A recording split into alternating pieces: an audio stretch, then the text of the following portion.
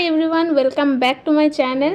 দার্জিলিংয়ে আমরা চলে এসেছি, সেই ব্লগটা তোমাদের সাথে শেয়ার করেছি। আর এটাও সেই দিনেরই ভিডিও। আমরা সেদিন বিকেলে ঘুরতে বেরিয়েছিলাম, সেই ব্লগটাও তোমাদের সাথে এখন শেয়ার করব। তো দেখো, আমরা একদম পুরো রেডি হয়ে গিয়েছি, আর এখন বাইরের দৃশ্যটা কত সুন্দর লাগছে সেটা তোমাদেরকে দেখিয়ে দিলাম।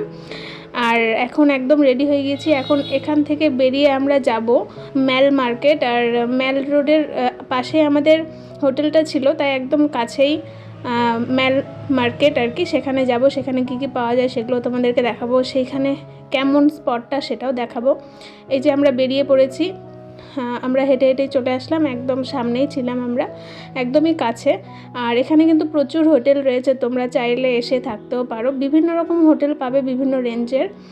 আর এই যে আমরা এখন চলেছি, দেখো কত লোক ঘুরতে বেরিয়েছে, সব কিন্তু ট্যুরিস্ট, সবাই এখানে ঘুরতে এসেছে।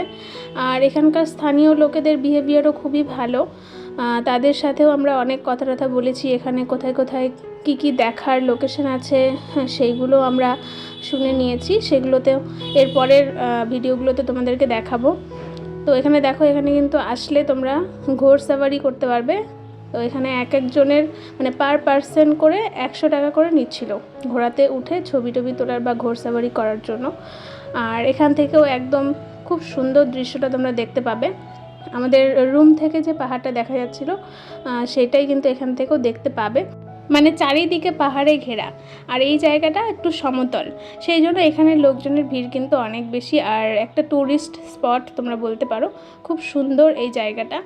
এই যে এখানে নিউ লায়ন গেট একটা হোটেল অ্যান্ড রেস্টুরেন্ট রয়েছে, তো এটাও কিন্তু বিশাল বড় হোটেল অ্যান্ড রেস্টুরেন্ট। এখানে আমরা যাইনি, এটা একটা বারও ছিল এখানে।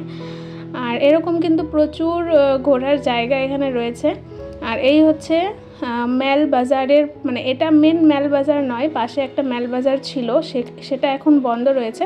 তো এখানে দেখছি যে একটা বাজার বসেছে, তো এখানেই সব কিছু রয়েছে এখন আপাতত। তো আমার মনে হয় ওটা বন্ধ হয়ে এখানেই খুলেছে ম্যাল বাজারটা। তো এখানে আমরা ঘুরে ঘুরে অনেক কিছু দেখছিলাম। আর আসলে জিনিসপত্রের দাম একটু বেশি, কারণ এটা পাহাড়ি এলাকা, সমতলের থেকে দাম তো বেশি থাকবেই। তো এখানে সমস্ত রকমের জিনিস তোমরা পাবে। ড্রেস, বিভিন্ন রকমের ড্রেস ছিল, তাছাড়াও দার্জিলিংয়ের যে ফেমাস চা সেটাও কিন্তু এখানে পাওয়া যাচ্ছিল। তো এই রকমই ম্যাক্সিমাম ড্রেসের দোকানই দেখলাম। তো জায়গাটা বেশ ভালোই লাগলো। এরপরে এই যে এই আন্টিটার থেকে আমরা টাইফো নিয়ে নিলাম। এখানে 3 পিস টাইফো, চিকেনের পুর দেওয়া ছিল ভেতরে, চিকেন টাইফো, এগুলো 3 পিসের দাম 100 টাকা নিয়েছে। তার সাথে এই যে চাটনিটা দিচ্ছে, চাটনিটা খেতে ভীষণই সুন্দর ছিল, মানে টাইফোটাও অসাধারণ ছিল খেতে, আমার তো ভীষণ ভালো লেগেছে। তো তোমরা যদি এখানে ঘুরতে আসো তাহলে এই আন্টিটার কাছ থেকে অবশ্যই এই টাইফোটা ট্রাই করো, আশা করি তোমাদেরও ভালো লাগবে।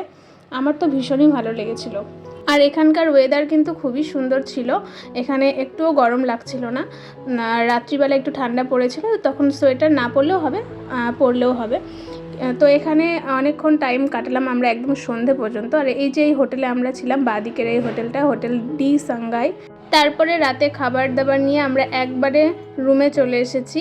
আর এই যে দেখো রাতের দৃশ্যটা, এই জায়গাটা পুরোটা পাহাড়ে ঘেরা, আর দেখতে কত সুন্দর লাগছে, মানে আকাশে যেমন তারাগুলো দেখতে পাওয়া যায় সেম ওই রকম বাড়িঘরগুলোতে লাইট জ্বলছিল, সেইগুলো দেখতে এত সুন্দর লাগছিল, মানে সামনে থেকে দেখলে তোমাদের চোখ জুড়িয়ে যাবে। তো আজকের ভিডিওটা এই পর্যন্তই, তারপরে আমরা খাওয়া দাওয়া করে ঘুমিয়ে পড়লাম। কালকে আবার তোমাদের সাথে ব্লগ শেয়ার করব, তাই অবশ্যই চ্যানেলটা সাবস্ক্রাইব করে রেখো।